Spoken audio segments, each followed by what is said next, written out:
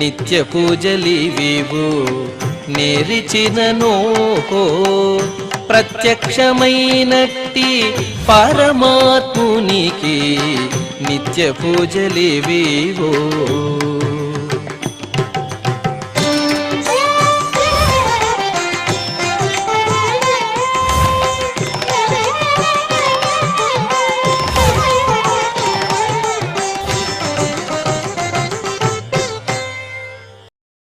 ఓం నమో వెంకటేశాయ.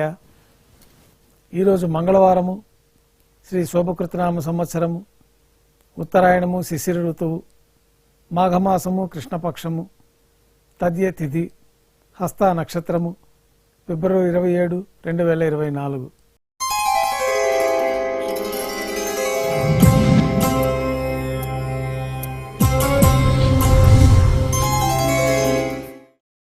ఈరోజు మంగళవారము, విశేషమైన వారార్జి సేవగా మనం అష్టదళ పాద పద్మారాధన జరుపుకుంటున్నాము. మాధ్యాహ్నిక ఆరాధనా కార్యక్రమంలో భాగంగా స్వామివారికి నిర్వహించబడే అష్టోత్తర శతనామార్చన ప్రతిరోజు ఏకాంతంగా తులసి దళములతో నిర్వహించబడుతుంది. ఈరోజు మంగళవారం అదే ఆర్జిత సేవగా భక్తుల దర్శనార్థం 108 అష్టదళ స్వర్ణ కమలాలతో నిర్వహించబడుతుంది. అష్టోత్తర శతనామార్చన తర్వాత శ్రీవారికి మాధ్యాహ్నిక నివేదనలు ఆరగింప చేయబడతాయి. సర్వదర్శనం ప్రారంభమవుతుంది. ఉభయ దేవేలతో శ్రీ మలయప్ప స్వామివారు బంగారు తిరిచిపైన వేంచేస్తారు. మేళ తాళాలతో ఊరేగింపుగా విమాన ప్రదక్షిణంగా సంపంగి ప్రాకారంలో కల కళ్యాణ మండపానికి చేరుకుంటారు. కళ్యాణోత్సవం ప్రారంభమవుతుంది. పుణ్యాహవాచనం, అంకురార్పణ, రక్షాబంధనం, స్వామివారికి అమ్మవార్లకి రక్షాబంధన సమర్పణ, విశేషమైన హోమాలతోటి అగ్ని ప్రతిష్ట, స్వామివారికి అమ్మవార్లకి నూతన వస్త్రాల సమర్పణ, మహాసంకల్ప పఠనం, మాంగళ్యాలకి ఆరాధన, మాంగళ్యాలకి అభిషేకము, మాంగళ్య పూజ పూర్తయిన తర్వాత స్వామివారి తరఫున అమ్మవార్లకి మాంగళ్యాల సమర్పణ.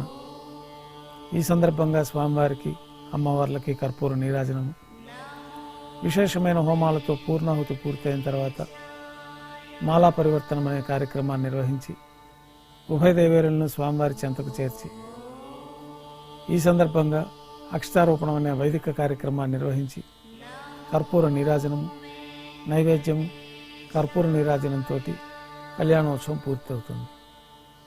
ఉభయ దేవేరులతో శ్రీ మలయప్ప స్వామివారు మేళ తాళాలతో ఊరేగింపుగా ధ్వజస్తంభం వద్ద గల అద్దాల మండపానికి చేరుకుంటారు.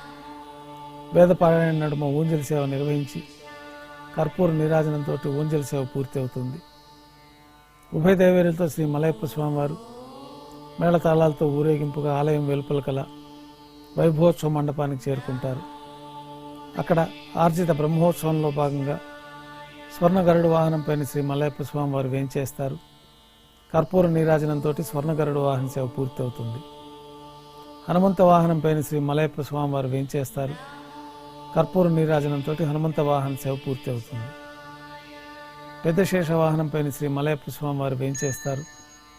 కర్పూర నీరాజనంతో పెద్ద శేష వాహన సేవ పూర్తి అవుతుంది.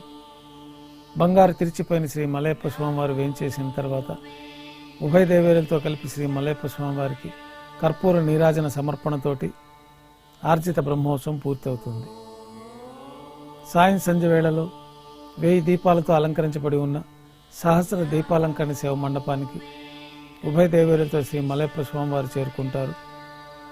వేదం, గానం, నాదం నడుమ సహస్ర దీపాలంకరణ సేవ జరిపి నక్షత్ర నీరాజనము, కర్పూర నీరాజనంతో సహస్ర దీపాలంకరణ సేవ పూర్తి అవుతుంది. ఉభయ దేవేరులతో శ్రీ మలయప్ప స్వామివారు బంగారు తిరిచిపోయిన 4 తిరుమాడ వీధి ఉత్సవాల్లో భక్తులను అనుగ్రహించి తిరిగి ఆలయానికి చేరుకుంటారు. ఆలయంలో నైవేద్యం పూర్తయిన తర్వాత గర్భాలయంలో వేంచేస్తారు. వెంటనే రాత్రి తోమాల సేవ ప్రారంభమవుతుంది. ఉదయం సమర్పించిన పుష్పమాలికలన్నీ సల్లింపు చేసుకొని గర్భాలయాన్ని శుద్ధి చేసుకొని పంచపాత్రలో శుద్ధ తోయాన్ని నింపుకొని శ్రీ వైకానస భగవత్ శాస్త్రోక్తమైన విధానంలో మూలమూర్తికి, ఉత్సవమూర్తులకి ఉపచారములు సమర్పించి కొత్త పుష్పమాలతో అలంకరణ జరిపి చతుర్వేద మంత్రాలతో మంత్రపుష్పాన్ని సమర్పించి నక్షత్ర నీరాజనము, కర్పూర నీరాజనంతో రాత్రి తోమాల సేవ పూర్తి అవుతుంది.